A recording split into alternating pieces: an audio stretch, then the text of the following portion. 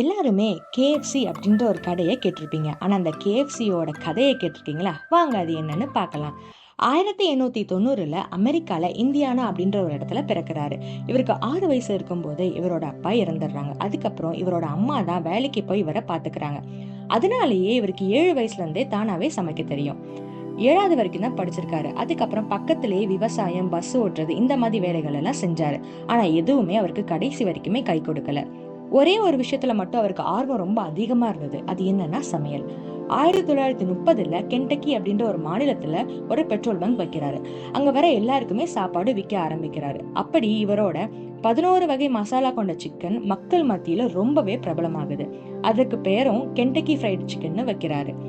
வியாபாரம் செம்மையா போயிட்டு இருந்தது. ஆனா ஒரு நாள் ஒரு புது ஹைவே போட்டாங்க. அதுக்கப்புறம் வியாபாரம் எதுவுமே இல்லாதனால ரெஸ்டாரண்ட் மூடப்பட்டது.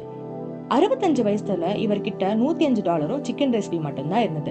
அதை வச்சு இவர் ஒவ்வொரு இடமா போய் அந்த சிக்கனை விற்க ஸ்டார்ட் பண்ணாரு. 1009 தடவை இவர் ரிஜெக்ட் ஆனார். ஆனா 1010வது தடவை ஒருத்தர் கை கொடுத்தாரு. அதனாலதான் கேஎஃப்சி பிராண்டு ஸ்டார்ட் ஆச்சு.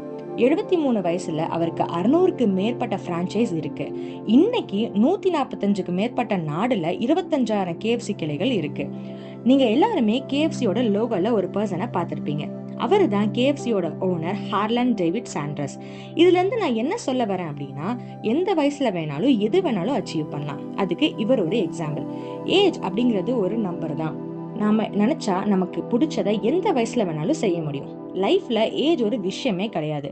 இவரோட ஸ்டோரி உங்களுக்கு ரொம்ப இன்ஸ்பைரிங்கா இருக்கும்னு நம்புறேன். அடுத்து யாரை பத்தி பேசலாம் அப்படிங்கறத கமெண்ட்ல சொல்லுங்க.